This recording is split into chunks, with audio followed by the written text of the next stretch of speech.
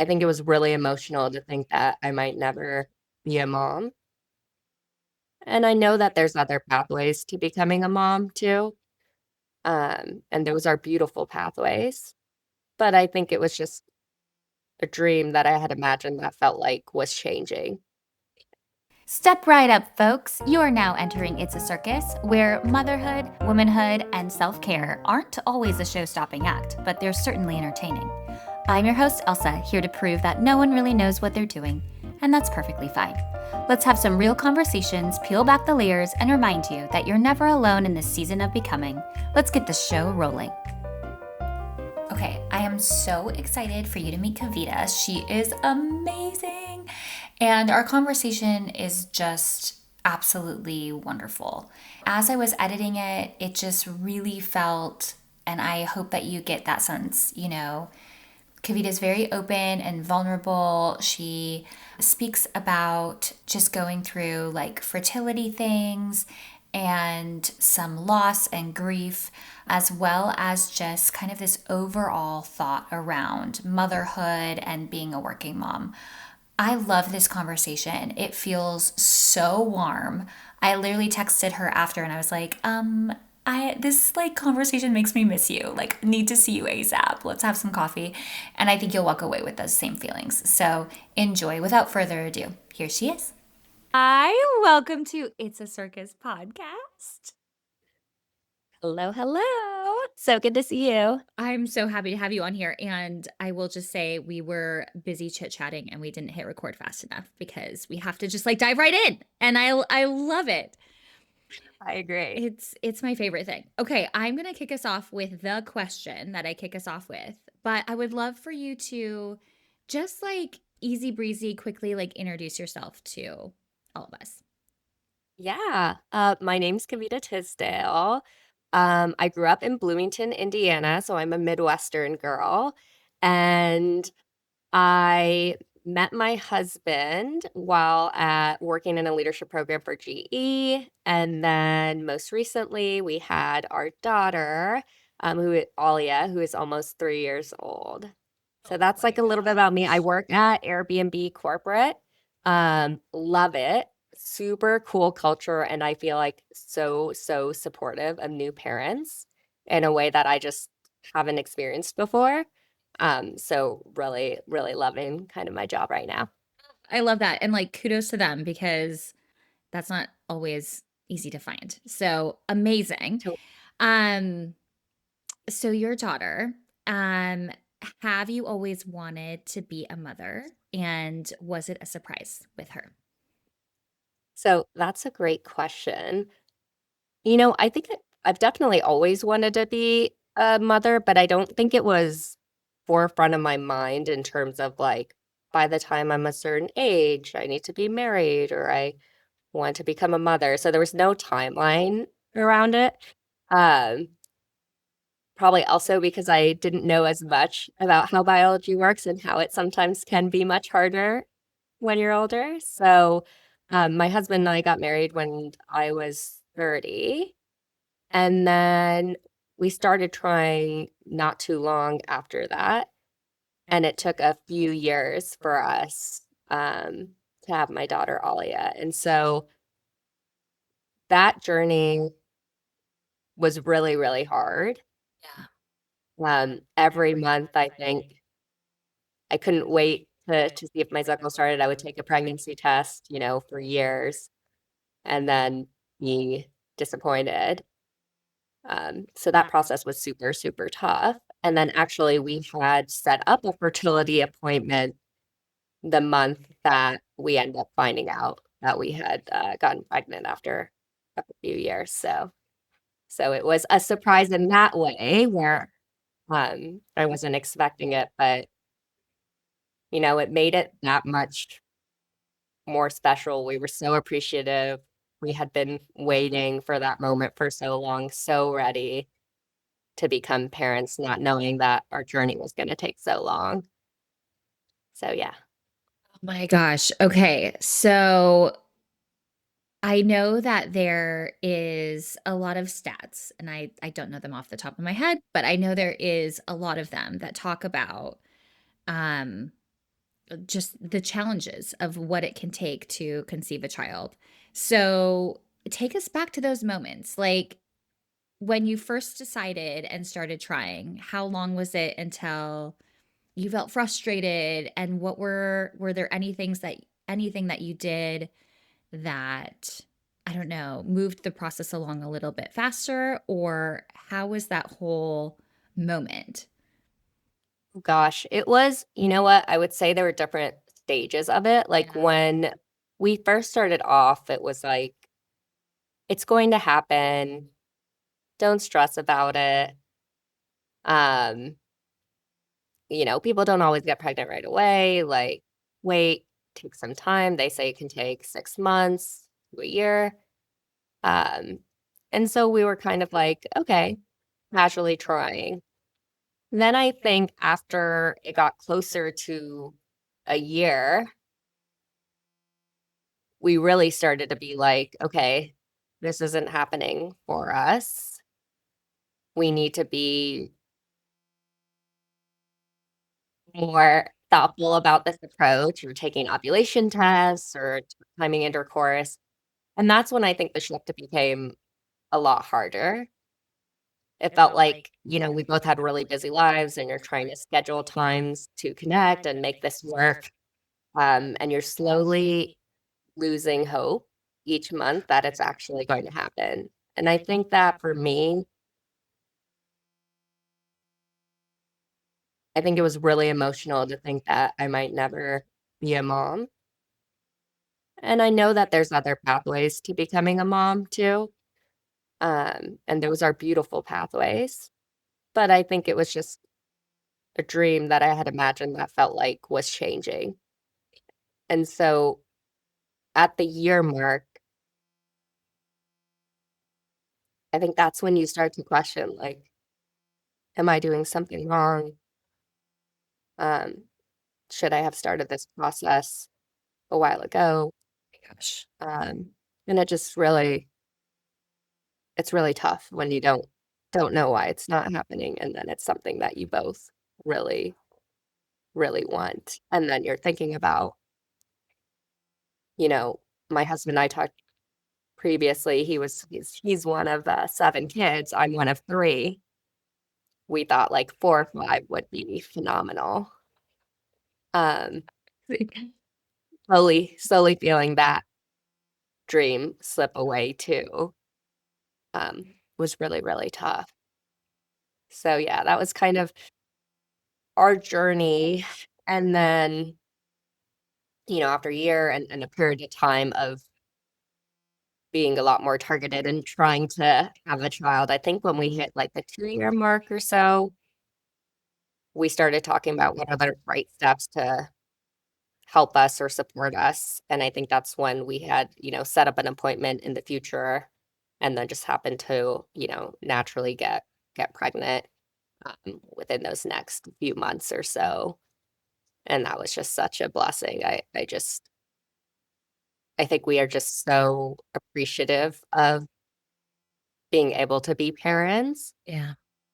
and again, I know that comes in many forms, um, but the most beautiful part of this journey is, like, I really wouldn't change anything because it Wow. wouldn't have been Alia Yeah. if we had Yeah. preg any other month, any other day, we wouldn't be here today, so it's, like, the one time in life where I'm like, I'm so thankful Yeah. that that is our journey because it wouldn't be her here today, had we become pregnant right away.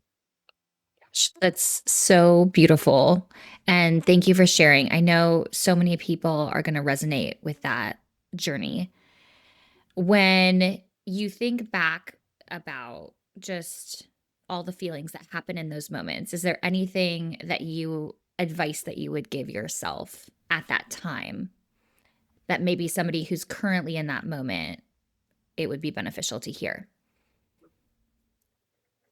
I would say 1, it's not your fault, like, I think sometimes friends give you advice on, "If you just relax, it's going to happen," or they say things meaning to be helpful, Course. um, but actually makes you feel a little bit more like, oh, it's because I'm not relaxed or I'm not doing X, Y, Z that we're not pregnant. And even if biologically there's other problems or things you have, you know, those are things we are born with and not things that, you know, are our fault or that we created. Um, and so I think that's like one big part.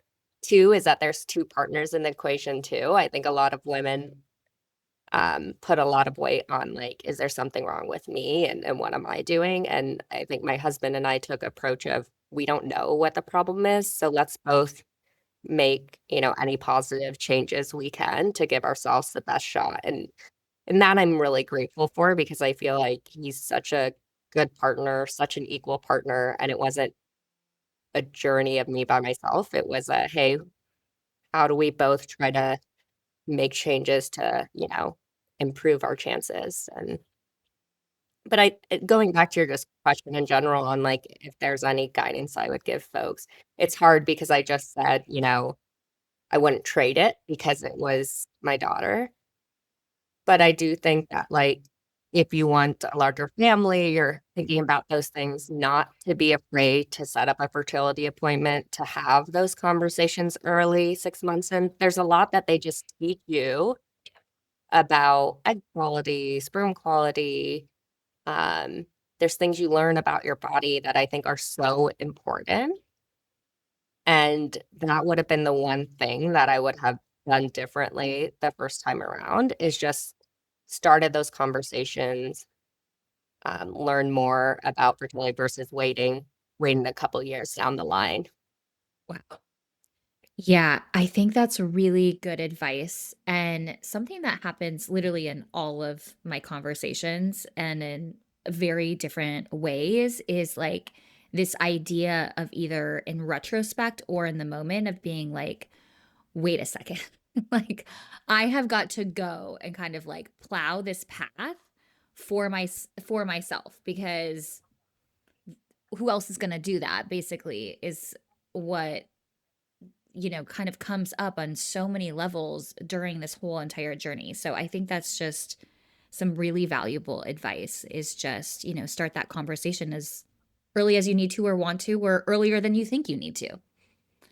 Totally. Yeah, that's really huge. So, okay, so you guys set up an appointment and then before you even get to the appointment, you are pregnant. So that's tell us about that because I imagine after all of that hard work, that has to be a really special moment for you guys. Oh gosh, yeah, I had in my mind how I would surprise my husband and then how I'd eventually see my parents and my siblings who I'm very close to and how I'd surprise them. All of that went out the window. Wow. I woke up, I went to test. My husband heard me, thought that I was, well, this is going to be TMI, but he thought my cycle had started. And so Oh, he was disappointed because he heard oh, something. He's like, sure. Like a it's in rapper the or cat. something. Yeah. Yes. And so he was thinking, shoot, you know, I know she must be feeling devastated. He was worried about how I was feeling. He was obviously going through his own things as well. The moment that I saw that it was pregnant, I mean, I just lost it. I couldn't believe it. I just ran into the bedroom and I was just like, Bryce, we're pregnant. He's like, what? He like got up. He's like, what did you just say? Are you serious? And I was just sobbing and so happy. I could tell he was ecstatic. Right away, I called my sister like 4 times. She was sleeping because this was like 6 a.m. in the morning or something. Um, and she had like a newborn at that stage. Oh my Uh, gosh. Probably sleep deprived. I then called her husband and texted him saying, I need to tell my sister I'm pregnant. Please have her call me right away. He woke her up, had her call me, and then she was screaming Oh of my excitement. God. Called my mom. Same thing. I mean, Gosh. I truly feel I have the best family in the world. Yeah. Like they are so kind, supportive, know the right things to say. celebrate every win, share with any of the grief. It's just I feel very lucky. So told my dad, told my brother, everything within minutes, within minutes. And then shared honestly with my best girlfriends. Like I'm a big believer in community and support, and I love my girlfriends and some of my best friends. We've been best friends since we were super young, since elementary school, middle school. Then I have best friends that I met in college, and then close friends that I made through work and in Boston. I didn't tell everyone, but I did tell like my closest group of 4 or 5 best girlfriends, and they'd been part of the whole journey. Like I don't believe in going through things alone, and I do understand privacy and when those things are really important and respecting what your partner wants as well. Um, but for me, they knew my whole journey. They knew every month when I'd be disappointed, they were the folks that I was texting. Yeah. So it was awesome to be able to share with them as well. Oh my God. Okay, what a moment. And then that brings me to another question is when so if any of us were to have a friend that is, going through fertility, anything, do you have like a hey, this is like a good thing to do, this is maybe like a not so good thing to do, as in like the best way to support somebody that you love that's going through it? I think what I've found in life is that it's kind of like the love languages. Like everyone needs something slightly different. Like I'm the friend who, if I'm going through fertility struggles and you're pregnant, like please tell me. It like brings me so much joy to know because I know like how hard it is to get pregnant. Even if it wasn't hard for them, I still know like how much joy it is. Yeah. And it really doesn't hurt me in any sort of way. It hurts me more when I feel people feel they can't share or don't want to share their joy because they think it will hurt me when it really doesn't at all. But I know that that's not the case at all for most people Okay. or for other people. And so I think that's why it's important to check in with folks Yeah. and ask those questions. Um, that's kind of like what I've done in general when I've had friends going through things as well. I've asked them like, how best can I show up? Here's what I think. Are you comfortable if I do share this news? If we are trying as well, if something happens, would you like me to share it? Would you like me to like, is there a better way to do this? And people have been pretty good at just sharing like what works for them or what they need and being able to say, I think this is what I'd want you to do, but that might change as we continue down the process. So I think it's honestly person specific. My best friends, my family, I think all of them were just there when I would tell them I was sad and disappointed, and they would, hear me cry and they would make me feel better. My sister sent me some care packages and things like that as well. And so I think all those things you can't go wrong with, right? Just listening. You don't have to fix it for someone. I think that's like good advice in any relationship with your Yeah. significant other, with your friends. Sometimes people are sharing just to be heard. Um, and so I think doing that and sending a little, thinking of you gift that where they don't need to respond. Um, I think is like super thoughtful, but it's a really hard journey, and honestly, everyone's journey is so different. Some people experience miscarriages, losses Right. at different stages in the cycle. So each of those are treated quite differently. Yeah, I think, and the reason I ask that is I think it's so interesting when we hear like, do you share, do you not share?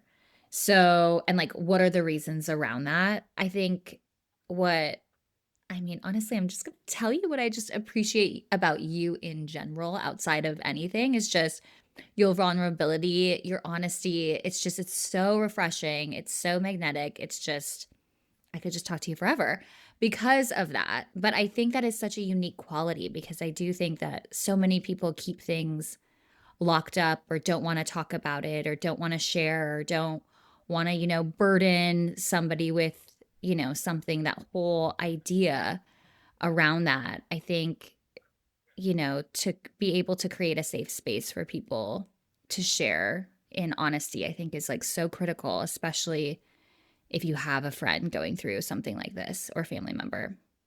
Well, I was just going to give the kudos back to you because I do think that a lot of times when people are scared of opening up is they've opened up and people have said things that have been hurtful or Yeah. not helpful, um, or not sensitive or, things Right. like that. And you can see by your podcast the folks that you talk to. But for me, when I just met you in person in general, we had coffee at our home.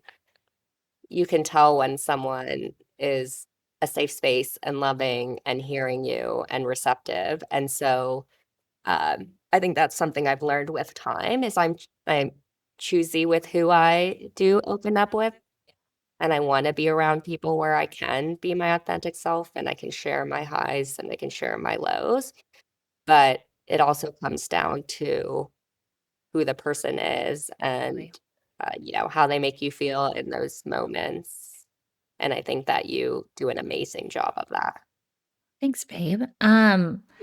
Yeah, I think uh, it's so crazy because as you're talking about it, I was like, oh my gosh, I sharing those hard, I mean, this is the point of the podcast, legit, because there have been so many hard things I have found out after kind of like going through some of the darkness. And I'm like, wait a second, other people are like having these same feelings too, or other people have struggled with the same issue. And these are like good friends of mine. But it again, like I understand like it can be hard to like open up and like share those things. And I think you're just bringing a lot of awareness around this doesn't have to be this private, you know, vacuum that can suck you down under. It can be something that you can look out and find support. And I think that's like one of those ultimate lessons in motherhood is finding that village and support and finding your voice to ask for that.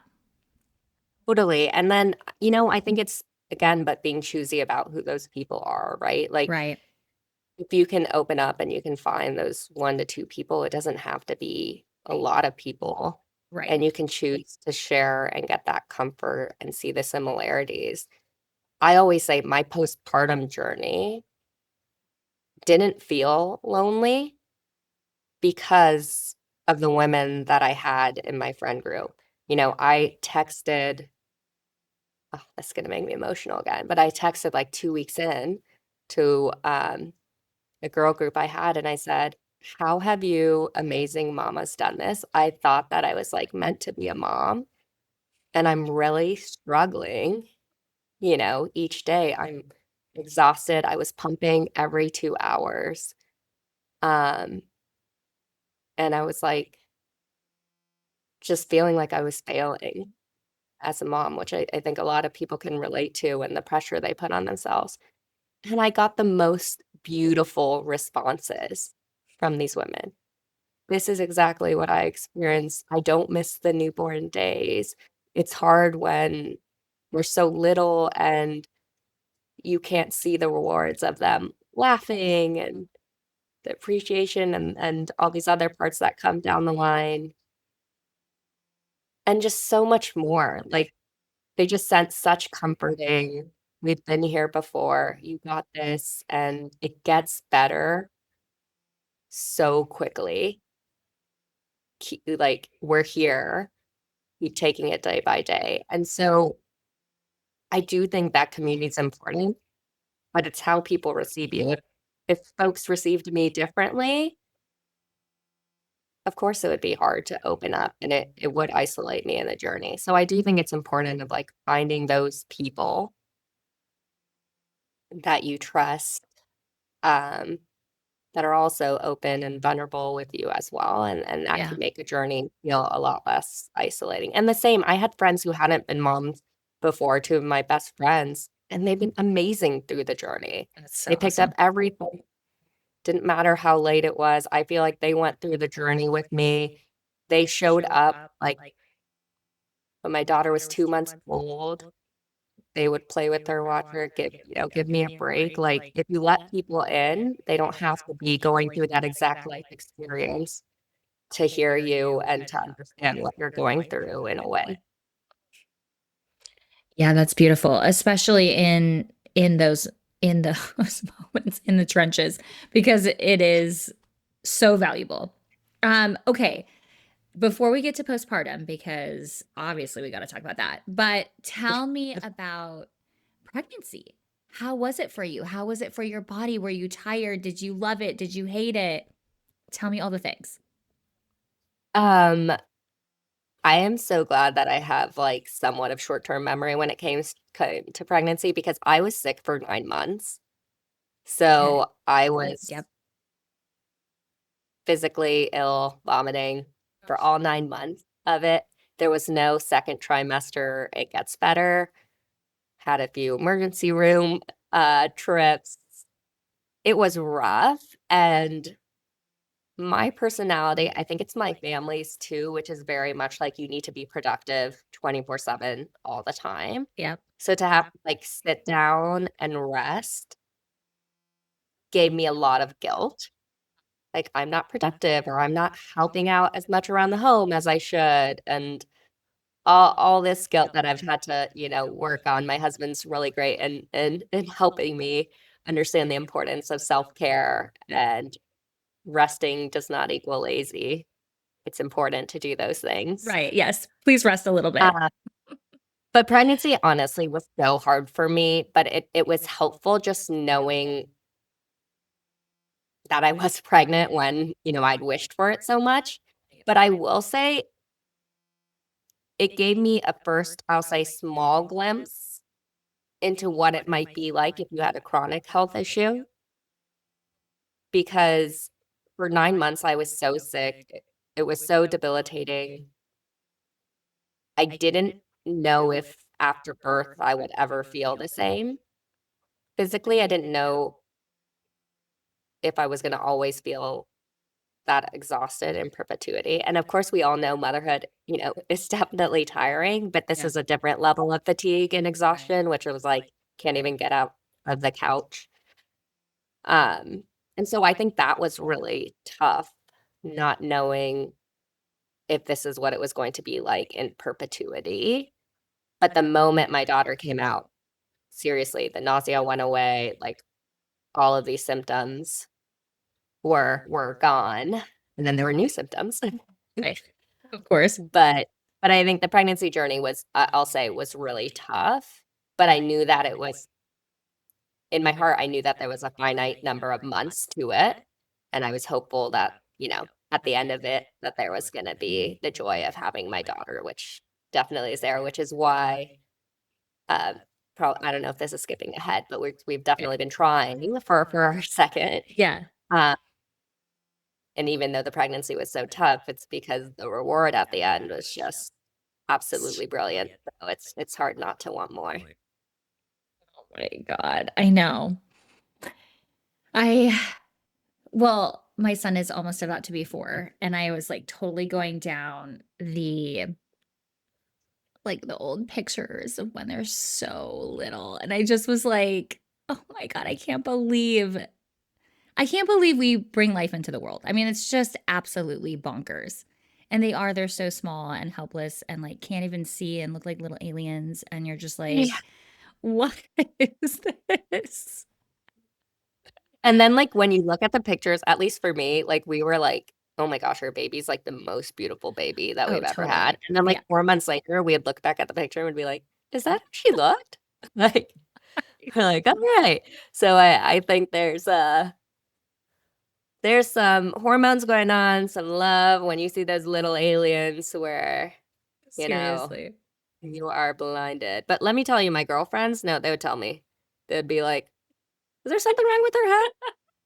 Does she always look that way? I mean, they're hilarious, but it's always good to have that dosage of reality too when you think Oh your my daughter, God. your 2-month baby looks like a model.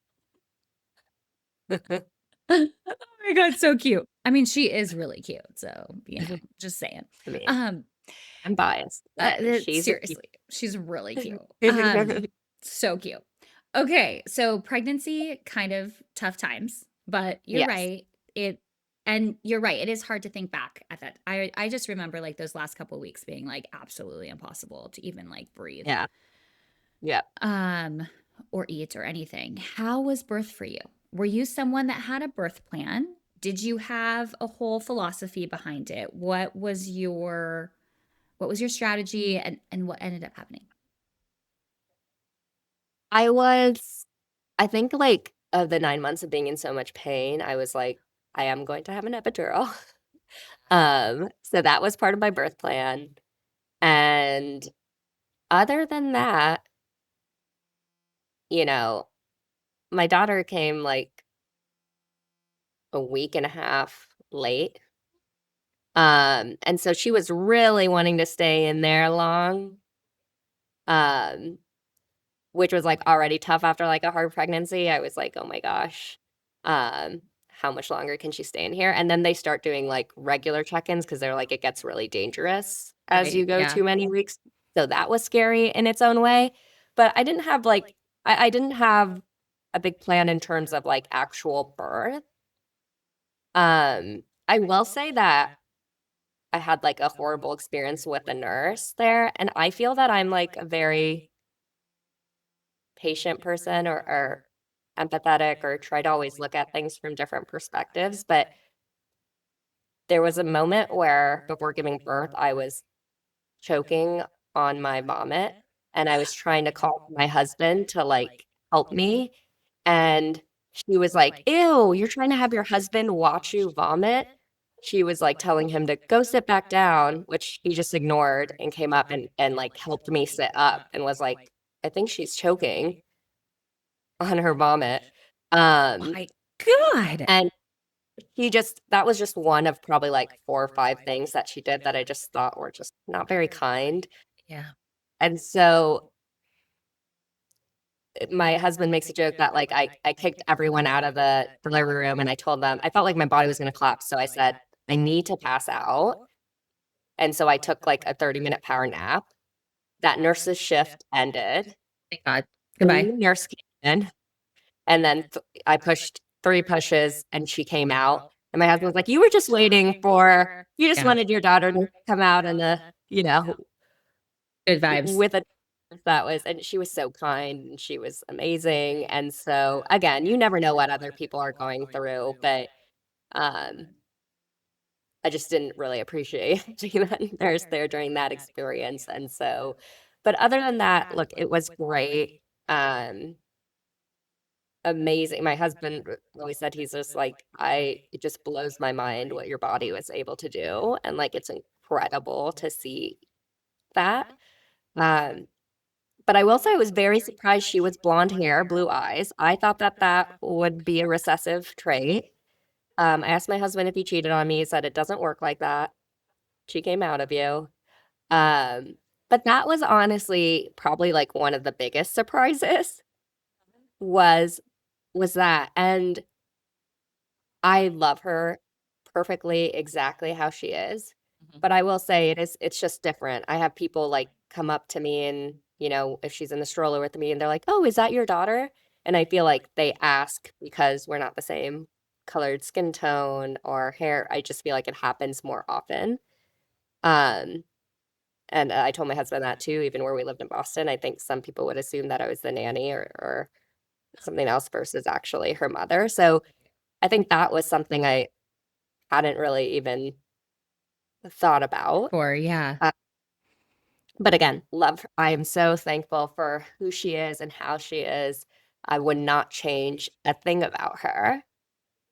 Um, but yeah, that was a surprise that I could produce a blonde hair, blue-eyed little baby. Oh my God. Okay. Well, yeah, that is, and we can relate slightly. My kiddos do not look like my husband at all. We were also surprised. Um, and still are surprised. And I don't know when we will ever stop or when the comments will ever stop of like, your kids only look like you. I was like, yes, they do. Mhm. Um, Crazy. Okay. So you have her. Sounds like the birth was typical, right? Yeah. Yeah. And then it's time to bring her home. And talk to me about postpartum because and talk to me about like the breastfeeding thing because it is Yeah. for me and my experience, it was like I was overwhelmed with this idea of giving birth. I'm Hmm. super finicky about medical stuff. I'm super freaked out about all of those things. And so for me, I was just like hyper focused on this very small moment. And I remember saying this to somebody, and I was like, I'll figure out the baby when the baby gets here. Like that, I think is like fine. I'm just like really scared about the birth. And then we know the birth is like a blink, and then this baby is forever. And so I was very like not prepared for the feeding journey at all. I was not prepared for anything. But tell me about how that postpartum was for you. And did you prepare for that at all? Yeah, I would say like my personality is to prepare a lot in every aspect that I can, Yes. but what you prepare for can be so different than what actually happens. And I think an example of that is feeding journey. I had told myself, I had read a lot of research. I was like, I'm fine. A fed baby is a fed baby, it's a happy baby. It could be breastfeeding, it could be formula, it could be any of these things. They're great. They're great options. Your baby will be great.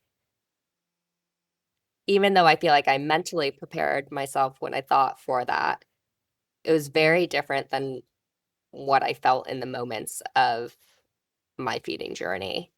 Um, when my daughter when I started breastfeeding, um, it was so painful. I was screaming in pain with every feed. And we had a night doula that we came to support us in the evenings. Nice. And she was telling me, this isn't normal. You're bleeding there. It's bruised. Like, you shouldn't be trying to continue to feed on this. You shouldn't be screaming in pain, just to do this. And so I switched to pumping. But then for like 10 weeks, I was pumping every 2 hours overnight. So even my daughter started having early stretches of like 4 hours of sleep for this, but it didn't matter because I was pumping every 2 hours to make sure that I would have enough milk for her so I wouldn't have to worry about catching up or being behind. I never had enough to store. I just had like the right amount to feed her for each time. So I always had to be worried about making sure I didn't miss one and that I would have enough to be able to feed her. Um, and my husband was very supportive of whatever I want to do. Same with my parents and family, which I thought because, my family parents, are a different generation or things. I didn't know how they would be when we started talking about formula, but they were just incredible. Again, they were like, there's great options there today. Like, Alia's gonna be great. Like, do what makes sense for you, which I thought was great because that's, not my mom's journey, right? She breastfed all three of us, for quite a long time.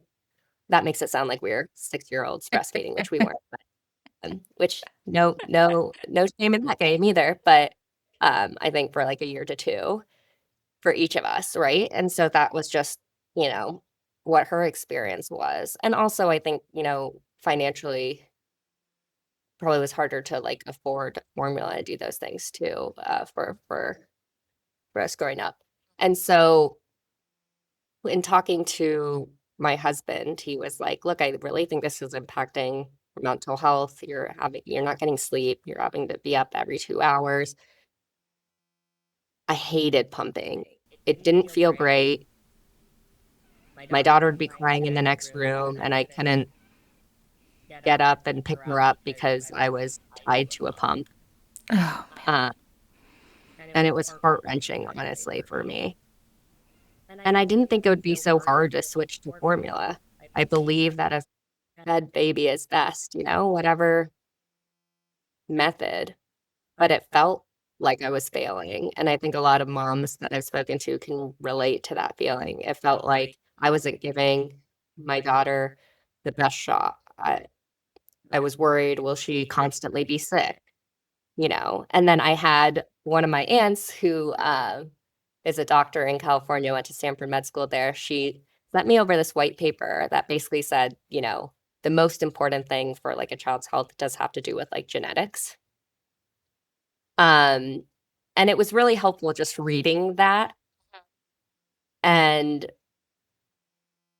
and at least for me, like coming to the conclusion that like she could still be okay if she was fed differently. Right. That Right. this wouldn't like determine her entire health for the rest of her life. And to this point, my daughter's never had an ear infection, and she was formula fed from Right. like, Yeah. 3 months onwards. She's had her first like stomach bug a month ago at like 2.5. Like she rarely gets sick.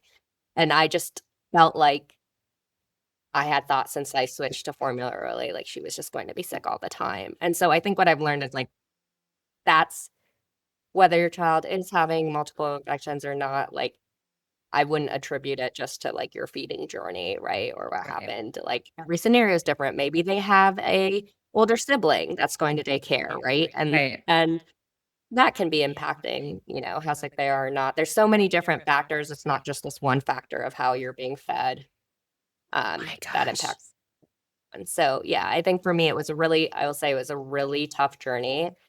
Um, and then actually, the one thing I forgot to mention is when I came home from the hospital, day 2, when we had the night doula come, she asked me, since I had started pumping, she had asked me like how much milk I was producing. And at that point, um, I told her like how much milk Alia had had for the day. And she told me that should be equivalent to just like one feed. So basically, she was not getting it takes a few days for milk to come in for some folks, but she wasn't getting enough milk at all. And then we started pumping more regularly. She started getting the right amount of milk. And she went from a baby that was like crying that whole day to being super peaceful the next day. Wow. And I just started crying so much. And I was like, my baby was starving because of me. Like, that's why she was crying so much. And I can't believe that, like, she wasn't getting what she needed. And she's a completely different baby now because she's getting enough food. And I just felt so much guilt, My you know, gosh. day one. And my husband tried to like stay positive. He's like, "You're the one who proactively like told the doula and you did this and we were able to catch it right away." Like sometimes you wait till the pediatrician appointment and they see the baby's losing weight and that's okay too. Like there's all these things, but he was trying to tell me like you were really proactive about getting there. But all I remember was that like So sweet. feeling like I was already, letting her down. And now when I look back, it's so different. I'm like, I couldn't control what my body was producing. It No. was our first time going through it. Um, and she was great and she was fine. And, within a few days she was back to her birth weight. Um, and yeah, I think it was a tough journey, but we figured it out and I had a really good partner to kind of help me get to the conclusions that I needed to. I mean, thank you for taking us there because I think those feelings are so real. It's like the first taste of like mom guilt or like Totally. and just in the biggest like I don't know, ancient way, just like animalistic way. Like it's just like you carry this baby for so long and now your body is having to then feed this baby. And you're right, like everyone's like moment is different and it feels it's this insane weight. And then on top of hormones, on top of, trying to be the best parent, like those initial things, like it is such an overwhelm. That feeding piece is so overwhelming. It is wild. And you described it, beautifully. And to anyone that's feeling it's, they're not enough for whatever reason in that feeding, you are. You will be able to feed your baby however it is. It is 100%. it's truly your body isn't failing you. You have not failed. It is just different with every kind of journey. Totally. 100%. 100%. And I feel like for me, moving away from pumping literally changed my life. I just was able to actually enjoy the time with her. I didn't feel tied to a machine. I wasn't doing it every 2 hours. I started combo feeding. It allowed me the ability to go out and have coffee with a friend, get a Right. Pilates class with my mom. Like, it just changed completely how I could show up as a mom. And so I'm so thankful that I made that decision, but I didn't do it in isolation. I had so much support from my family, from my significant other. I think a big thing Bryce always says is everyone's going to be focused on taking care of the baby. My job is focused on taking care of you and making sure you're okay postpartum. Man. Yeah, that's And incredible. and I think that while I give him credit for being, quite wise in general, but some of that wisdom came from some really hard times. He lost a close friend that he grew up with postpartum. No. Um, yeah, so I think about a year in, and again, we didn't have a daughter at that time, and I think we probably couldn't relate to what she was going through, or but it was during COVID time, and I think she was very isolated in her motherhood journey, and that was a big loss for him, an amazing human being. Um, but I think that changed how he showed up for me postpartum. Just knowing that it is mentally, physically, emotionally, every single thing can be very, very hard around it. And so for him, I would say because that happened, he was very aware of wanting to make sure my mental health was taken care of in the postpartum journey, and knowing that it's longer than just a couple months. It takes time to feel some semblance of yourself again. Okay, well, I'm so sorry to hear about that loss, and that is absolutely devastating. Um, and such a warning for us all because I think, I had somebody on here. The episode hasn't come out yet, but she was talking about how she was mentally prepared, like she got it, but she was not self-aware enough, not because she couldn't be, but because you're so tired. You're so not yourself that you don't even realize what you're even doing potentially. So like to really make sure that a partner is aware of that. I mean, what a gift because that is absolutely heartbreaking. Yeah. It's just the postpartum journey is just really, really tough. Um, I think for everyone in different ways. And I think it's so hard to survive it without the right community, partner, all these things. And even with all of that, it is still so tough and so hard um, to kind of refine yourself and to take care of yourself in that journey. So you were working at the time, right? And were you on a mat leave? What was that like? And how was integration back into work? Ooh, that is an interesting topic. Yes, let's So go. I was at Wayfair for about 6 years, I think. Um, was the associate director there. Going into my mat leave, I'd had the highest performance rating, and we had talked about path to promotion when I got back. And so I was going in there feeling really good about kind of where I was at work. And then mat leave, I think, was about 4 months. which is so short.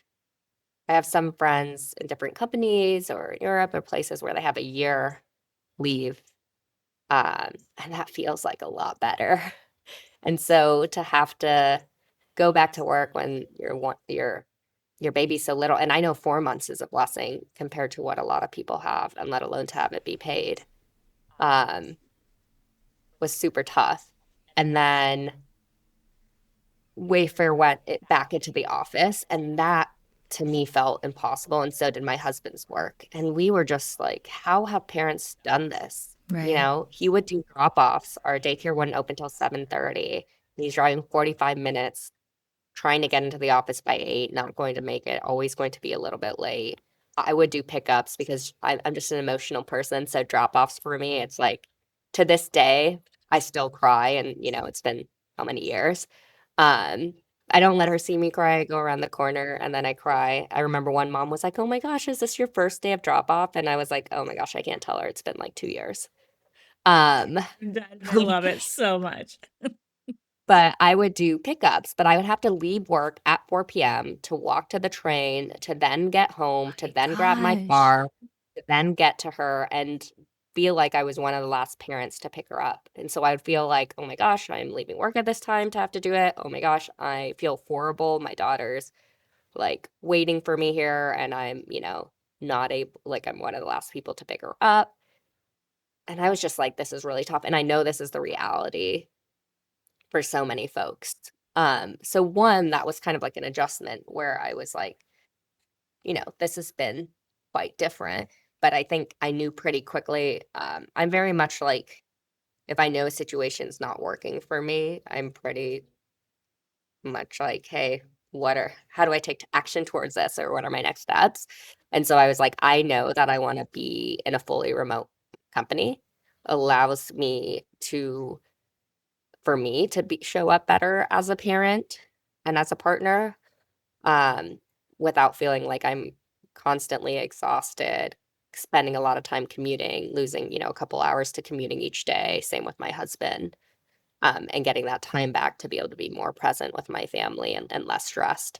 And so when I came back to Wayfair, I will say that transition was hard, but it was also tough because I feel like they didn't have a role for me anymore.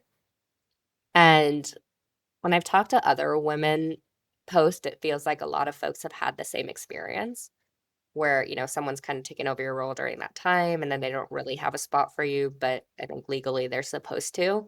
And so then you're kind of left like trying to find where that role is and where that fits.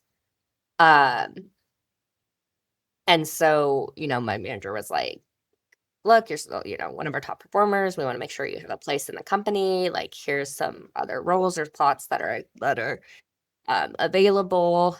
Um, so I interviewed for a few of those roles internally, got one. I was leading like a 200-person team, a few different teams.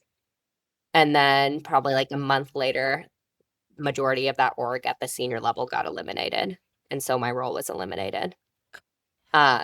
So I went from like before mat leave, on feeling on the verge of promotion, doing really well, to come that role wasn't available anymore, to having to find a new role, to not knowing that that part of the company or org was going to be eliminated. Luckily for me, I had already known that I wanted to be remote, so I had started kind of applying places.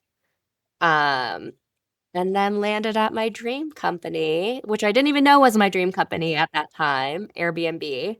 But oh my gosh, the culture is like so phenomenal. Like they do a like kindness interview. So after you do like your cases or your interviews or all these things, yeah, they do a couple interviews where they go in blind, like they don't know you, they haven't seen your resume, they don't know what school you've gone to, they don't know how senior you are, so they're not biased by those things. And they ask you like questions about who you are as a person. So different from like not your work experience, Yeah. but like, you know, um, I don't know if I can share like the questions or things that they asked me, but they're really core to like who you are as a person because they really want to hire like kind people. And I Yeah. can see that in the company that I have. I have a all women's team that I run here. Um, and some of them are new parents or in different stages of life. And it's just the culture is so great that like it's so you don't feel guilt like everyone's has time blocked off for when they're with their kids or their family or their partner or doing what they want. It's normal to have other hobbies and passions and dreams. Right. Like you can be a And full they, person. yes, Yeah. 100%. You can be a full Yeah. person. Yeah. And I have a unreal boss. Like she also has two young ones, but she is absolutely incredible, empathetic. Like we've gone through a lot this year. My parents' mom and pop motel was hit by a tornado, a direct hit by a tornado, and they had full property insurance for 39 and a half years. We're in transition for insurance. Happened to be the one time where they got a direct hit. So didn't have property insurance to cover it.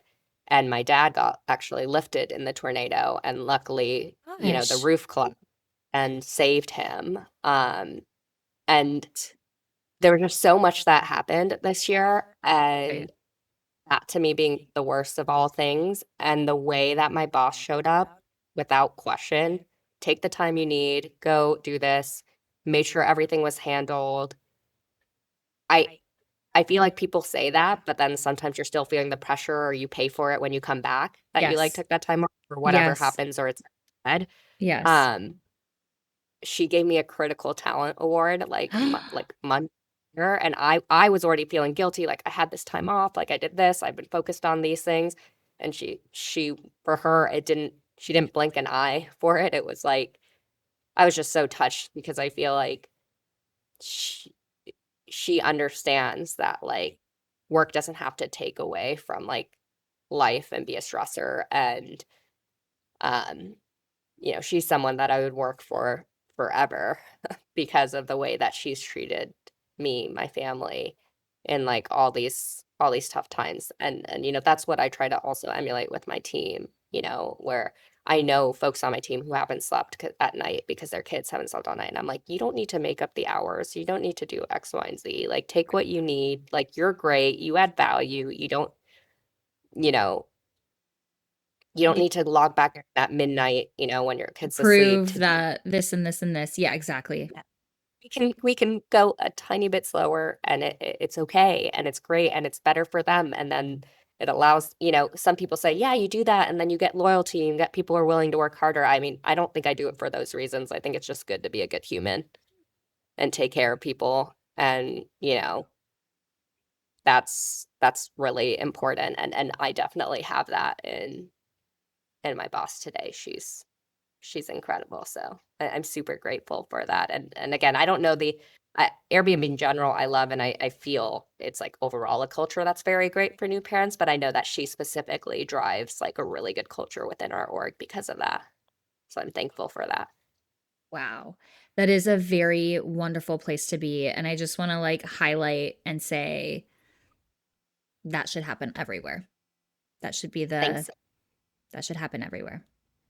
Yes, for mothers, for fathers, whether you're not a new parent or Yes. not, whether it's other things you're going through, medical, pets, like everyone has different priorities or things going on in life. And like, you know, those things are quite important as well.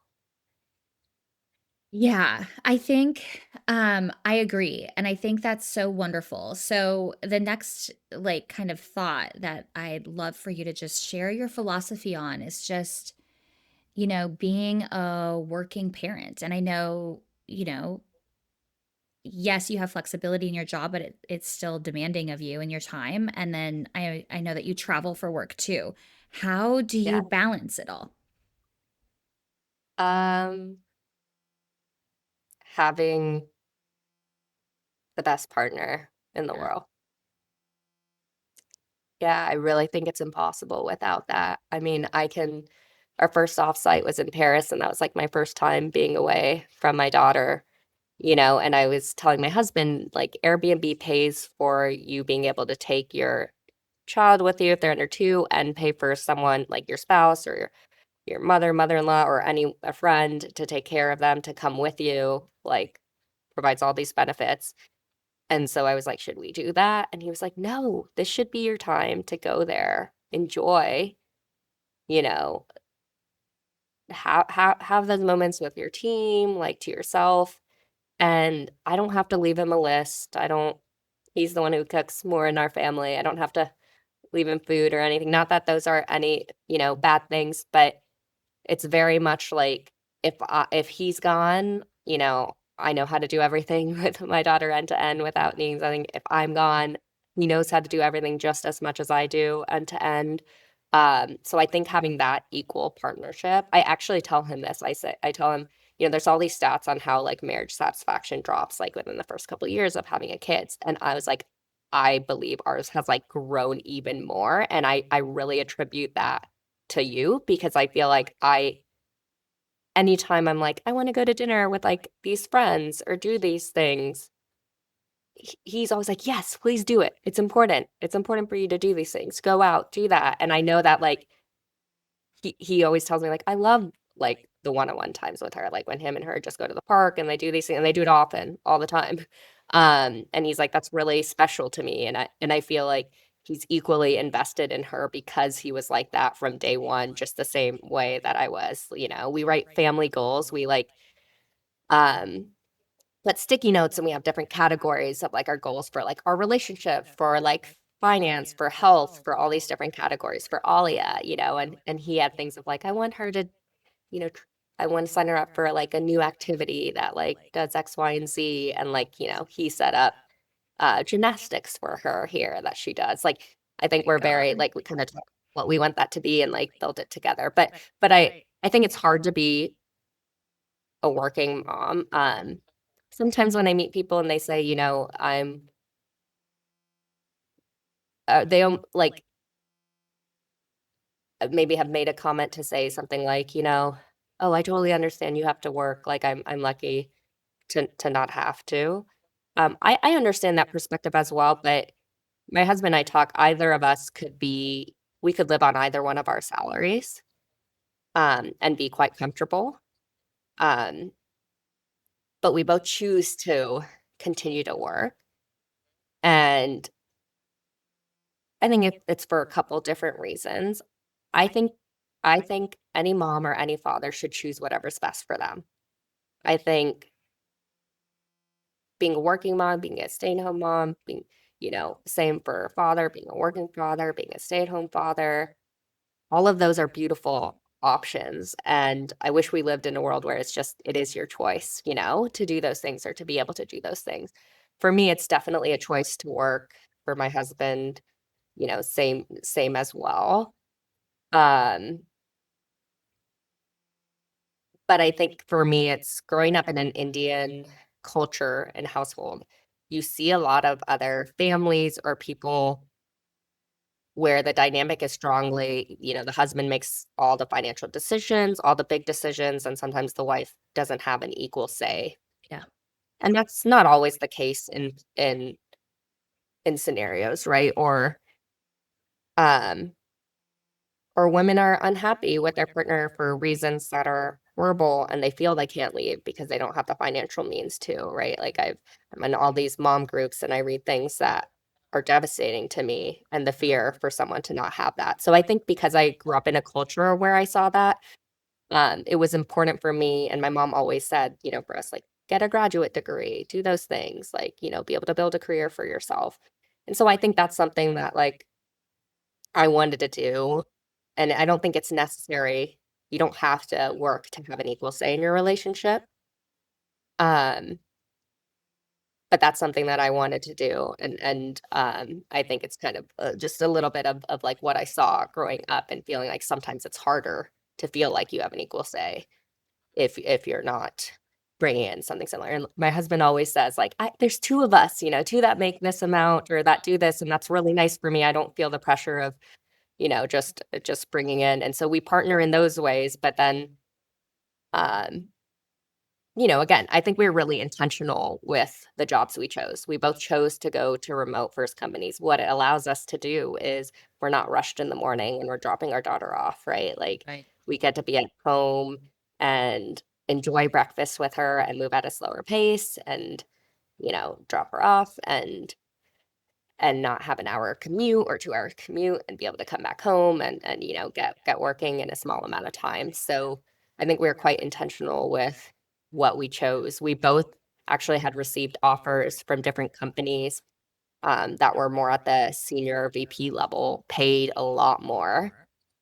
Um, and we said we're very happy with where we are at financially, and we would rather have um, more time with our family and less stress than needing financially more and not being able to like enjoy these younger years of her life. I feel like we're really enjoying them, able to be present because we are very intentional about not only the companies we're joining, but again, the managers that we have as well. My husband's manager, he's incredible. Um, and Bryce doesn't have to think twice about prioritizing family or kids, when Alia is sick or we're going to a Halloween event at the school at 3 p.m. We're able to do Right. all those things because of, the companies and the managers that we have. And we don't take that for granted because we do think it's not an easy choice because there's not a lot of those options out there, right? So I'm not saying everyone should just make that choice and do that. And why don't they choose to? Because I think it's very hard to find. Um, and that's why we chose to be, pretty intentional, and we're lucky enough to find both companies and managers that allow us to, still bring value and do those things, but also be very present in our family life day to day. I love it. I mean, I think this idea of like being intentional is so smart, and I think it's beautiful to have an example that's out there for us to say that there are companies that can support that. There are, managers that do understand, the value of all of that. So I love that. And I think that's so beautiful and Mhm. really really good to hear and really nice to hear. Yeah, I feel super, super grateful and lucky to have come across that. But I love it.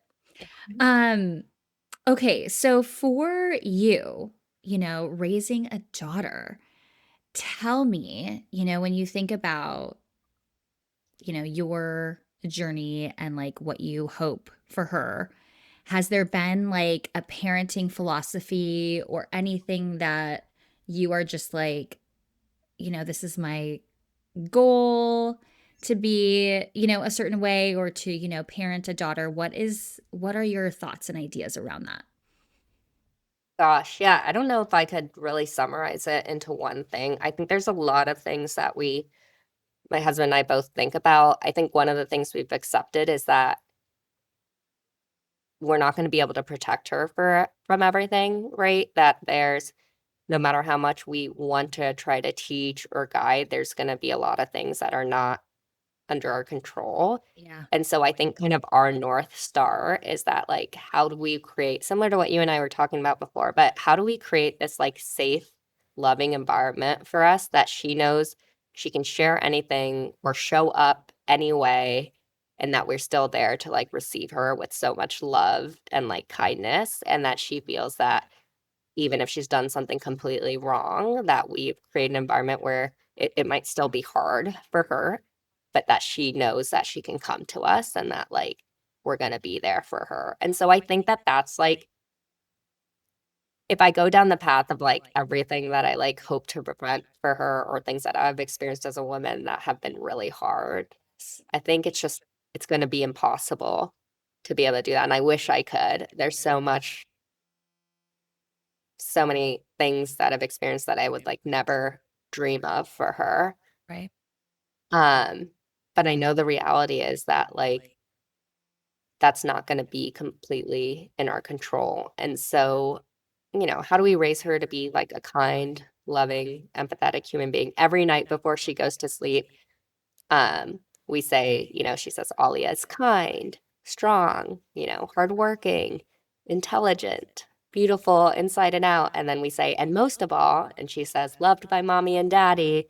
And then she says, and sister, which her cousin Ella, she loves to throw that in there. And so like, we still try to instill those things, right? We try to instill independence a lot as well. Like she loves to do things on her own, she wants to put her dish away. She loves to pretend wash the dishes, it's like a 50% Cute. good job. Yeah, Um, totally. but we for that space.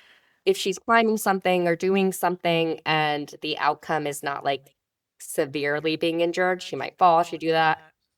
We let her be, say it's okay, she'll learn from that.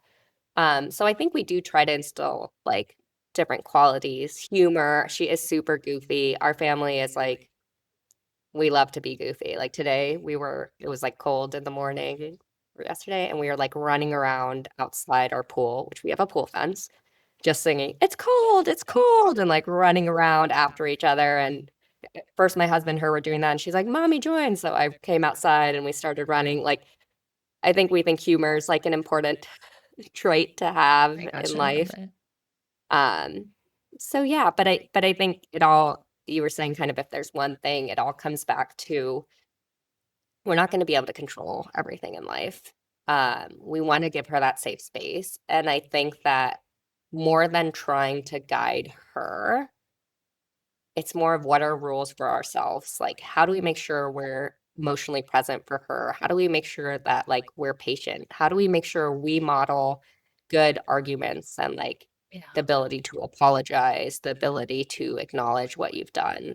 So I think we focus more on like what do we need to do as parents? Because if we can be kind to each other and model those great behaviors versus like trying to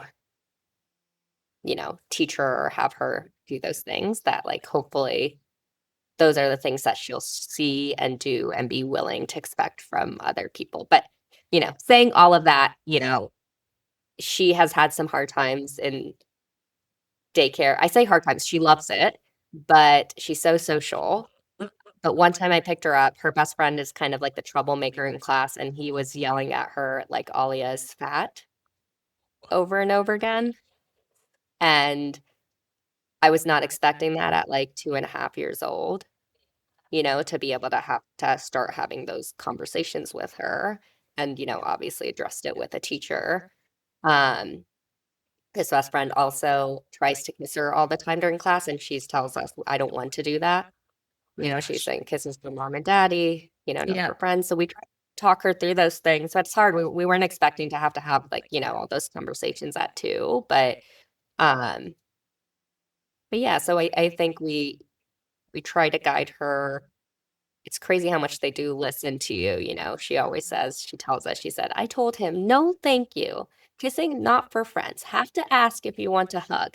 Like, so she says those things, and the teachers say, yes, she repeats it in the classroom. She's very firm and she's really kind about it. But also I want to protect her, right? Like, we're teaching her to say those things, but it's still happening. Like, Navigate how do that. we try to navigate that versus, we don't say don't play with this person, but we do teach Right. her that, hey, you shouldn't be doing those things. And if you want to be doing something, else, or you don't want to be around that, that's okay too, right? Friends, should respect us when we say no, thank you.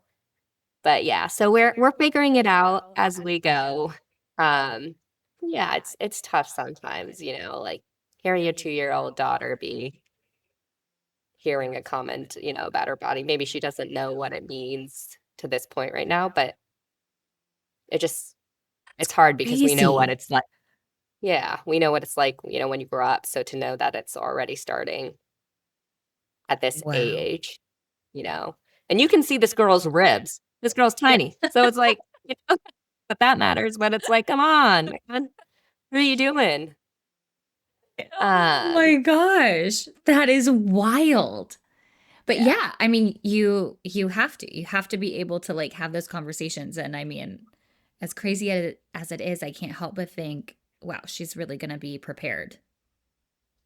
if she's I hope already saying so. stuff like that now. Oh my gosh.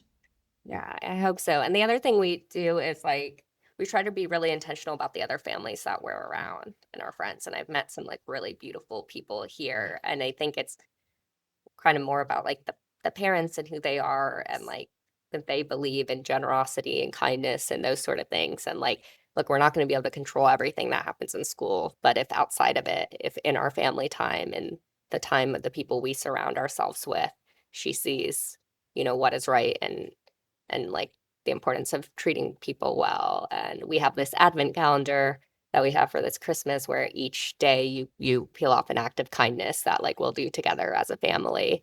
Like each of those things I think hopefully are building blocks to help her navigate life, the best way she can. And then certain things she'll learn on her own. Yeah. Oh my gosh, that's beautiful. I think it's just that I talk a lot about like how my husband is like a really great partner, and I really do think that makes a huge difference in this parenting journey. Yeah. Um, but I want people to know that like where our partnership today is wasn't how it always was. We've been together now for 10 years. And I think for those of people who are thinking about sh- maybe they're not in that situation or things are hard or they don't feel supported. We both went through those things. We've been together for 10 years.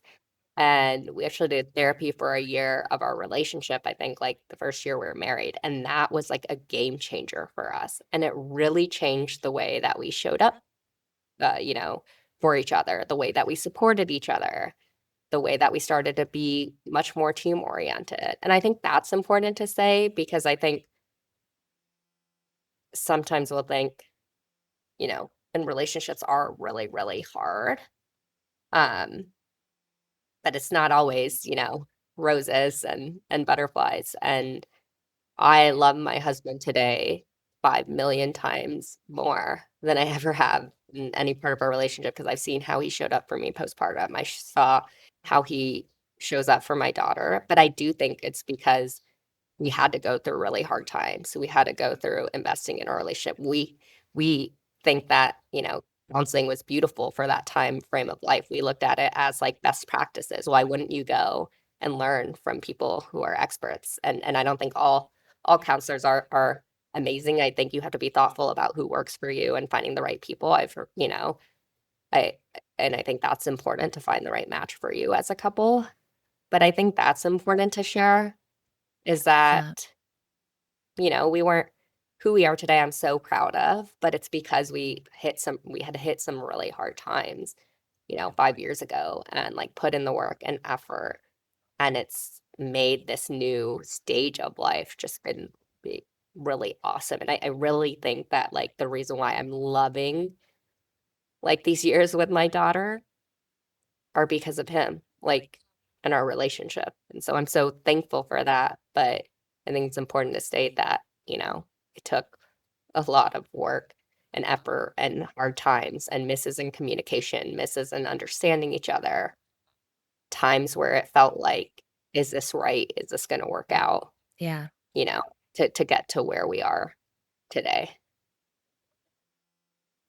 That I thank you for sharing that. That's huge, and it's so valuable to be honest about the evolution of a relationship just in general, and then the idea of throwing a kiddo into the mix. I mean, it really does, change dynamics as, like, you evolve into your life.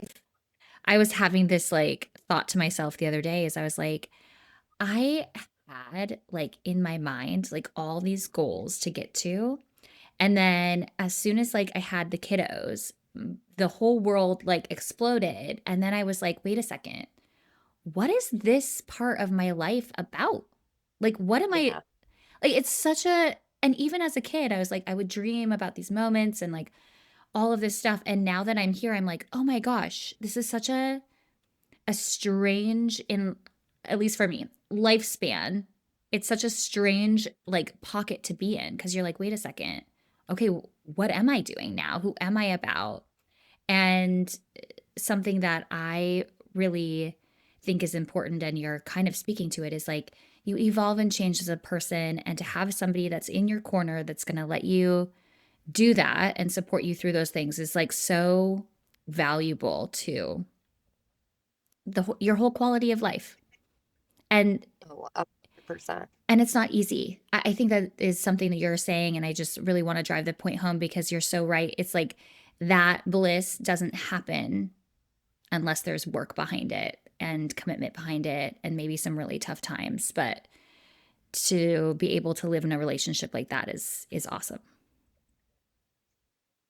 Thank you. Yeah, I feel super, super grateful for it, and yeah, we always say that, like, I think there's these quotes out there that, like, you marry like, the person you marry won't be the same person that you're married to, like, in Right. 10 years or Right. 20 years from now, and we always talk about that, like, we will, continue to, like, work hard to, like, change and evolve with each other, you know, because for us, we want it to be, us for the end of time, and so how do we constantly change and evolve in ways to support each other while still stay straight, staying true to who we are as people.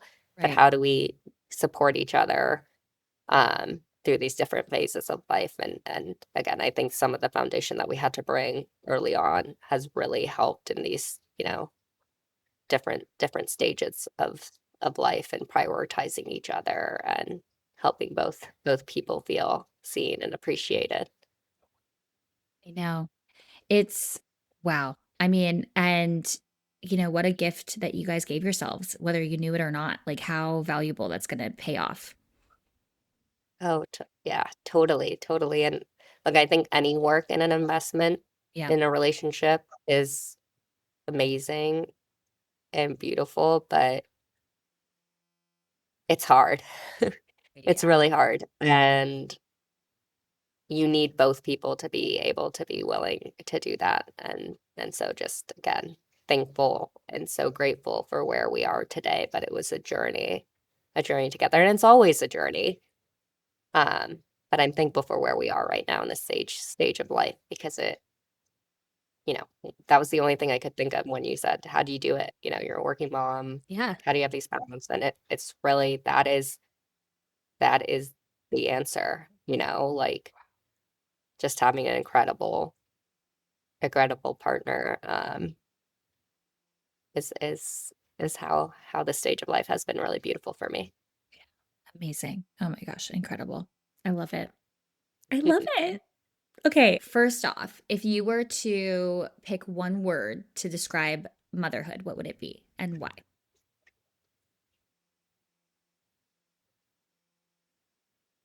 I think it would be empathy. Ooh, okay. I think like in so many different ways, but like when I see my daughter, if I see her struggling with something or having a hard time, I think so much of it's made easier when we just come from a place of empathy. And so for me, anytime something happens, it's an accident. I don't want her to be scared if something is spilled or things like Right. that, things Right. within our control. So like how do you respond with empathy? But then it can be completely different, not just with me and my daughter, it's me and my husband. How can we have empathy for each other when we've known we've had a harder work day or we have something and we have less patience? Like how can we support each other and have empathy for what the other person's, going through? And I think that's maybe motherhood, parenthood, whatever it may be. I feel like that's the word, having empathy for our friends, for our moms who are on different journeys. Like everyone parents differently. Um, and I think people can be so judgmental, and I hate that. I think we shouldn't. I think we should have empathy for each other. I think we should know that not everyone's lived the same life, and that like our way does not have to be their way, and it can be beautiful if it works for their family. That's amazing. So I think empathy is about being able to, put yourself in someone else's shoes, like understand a different perspective. And I really think that's so important in motherhood. Like I cheer on every single one of my friends, moms, fathers, whoever it may be, everyone is going through their own things, their own struggles. Yeah. Um, and they are all so beautiful and trying to do their best. And we don't need any more judgment. We don't need someone to tell us to do it this way or that way. We just need empathy and kindness. So that's what I think of with this new phase of life. Anyone I meet, knowing they all have their different battles and that it's so important to provide empathy, and same for our kiddos. And that doesn't mean we have to be perfect all the time. It just means, you know, try to come from a perspective of empathy when we can, but also laugh if they're, crying on the ground because, they want to wear their Halloween costume, for the fourth day of school. And that's not the right thing to do. Um, so empathy, but also some humor thrown in So there. oh my God. Yes. Okay. I mean, goals for life. You can apply that to everything. That is like such a good one. Um, and yeah, that is such a good one. And I think even like as you were talking about it, what I was thinking too is like even like empathy for ourselves. Like Oh, we yes. Oh, I haven't love done that. this before. This is our Yeah, first time, like the 100%. grace that we can share even to ourselves Yes. You know is what's needed. helped me? Like, I'm someone who definitely, like, I'm hard on myself, or I'm always like, and I think that's something that's like, I don't think it will go away. Like, my first take will be like, I could have shown up differently here. What could I have done I know. here? Could I have done I X, know. Y, and Z? I I know. know that's who I am as a person, but I've learned to like, um, I'm not going to stop those initial feelings, but like, what do I do with it? And like, how do I manage it or control it? And like, something that's helped me, I don't know if it's a mantra, but like, some perspective of just I used to be, like, so hard on myself of, like, "Oh my gosh," like, my daughter eats good breakfast, right? Like, she has Greek yogurt with blueberries, or she does this, but then we started introducing some honey, and then I was beating myself up for, like, "Great, now she wants honey every day, and sometimes she wants that instead of blueberry." It's, like, something silly, right? That you're, Right. like, in your head about, like, she went from something that was super healthy, and, like, "Why did we introduce this? Now she wants Right. this," or, like, this, or we went on vacation, and she didn't eat healthy, like, whatever it may be. But I Yes. always take a step back, and, like, it goes back to that overall goal of, like, wanting to build this safe, loving environment, and I always say, like, so many children don't have an environment where they have, like, parents who are loving, care about them, can put Right. their needs ahead of their own, and not all the time, there's times where you need to take care of yourself as well, but, like, I always tell myself, "My daughter is doing great. She has loving parents who are Yes. kind, who would do anything for her, you know, um, and so even if I'm not getting all these smaller things right, like, in the end, like, she will feel so loved and taken care of, and she knows we're here and we'll always show up for her, and, like, that's the big thing, and so I think that, like, helps me to take a step back when I'm, like, giving myself a hard time about something or feeling guilt about it, is like, she is more than okay. She's, growing up with parents who love each other very much, love her very much, like, she has so much going in her favor, and those are the things that are really important, she's laughing with us every day and having a good time, and that's the bigger picture, not whether she's having honey every day with her yogurt. But don't let my husband hear that on the podcast because I still give him a hard time for introducing honey. So, that's just between you and me. Got But it. Oh my gosh. Okay, yes, so true. Thank you for putting it in perspective because you're totally right. It is like we get caught up on these like small things and they can just internally destroy us when in reality, the big picture, it's all there. 100%. And if you ever, I feel like you'll definitely go viral at some point. So if someone hears this podcast, I'm not anti honey. So to the honey industry out there, please don't feel offended. Honey is phenomenal. It's just my own mama brain sometimes.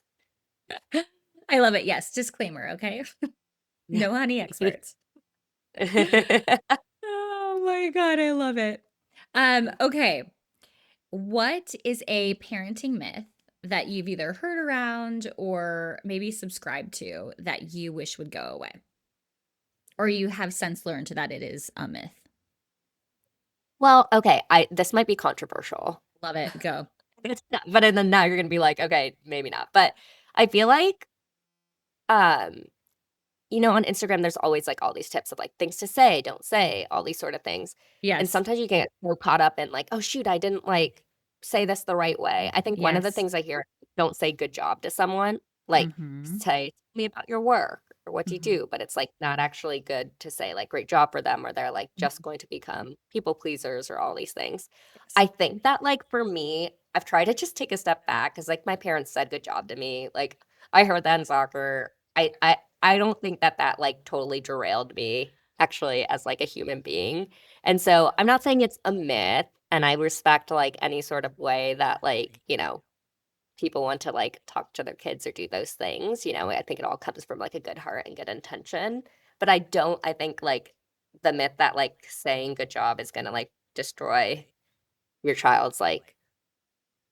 ability to do something, for themselves intrinsically and will mean they're only gonna be people pleasing. I think that that is the myth. I think it is okay to say, "Good job," and it feels good to hear it, you know?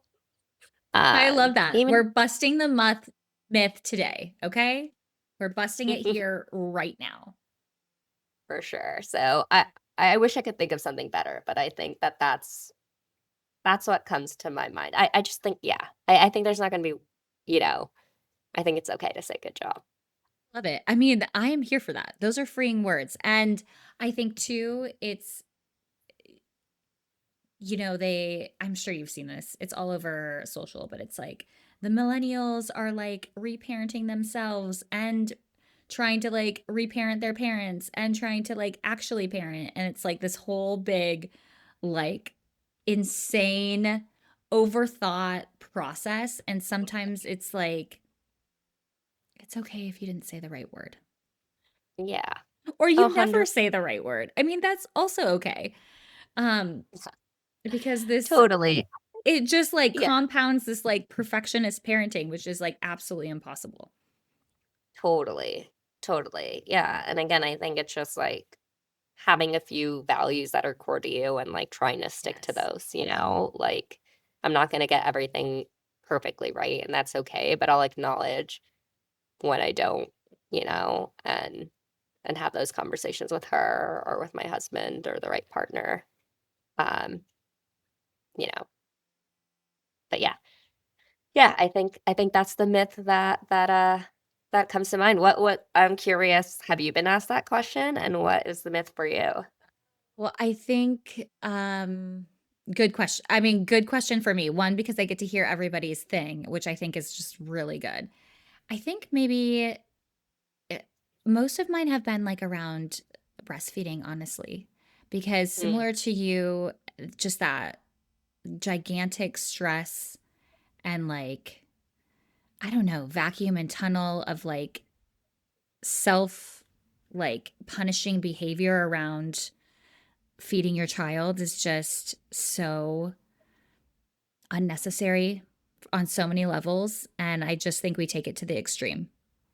oh, that's beautiful. Yeah, that's such a good one, and yeah, I guess if, like, tying off of that one, like, I would say that if you don't breastfeed, it doesn't mean your kid is going to be crazy sick or, like, whatever you can somewhat read or markets or does that, like, no, that's not the one thing that Totally.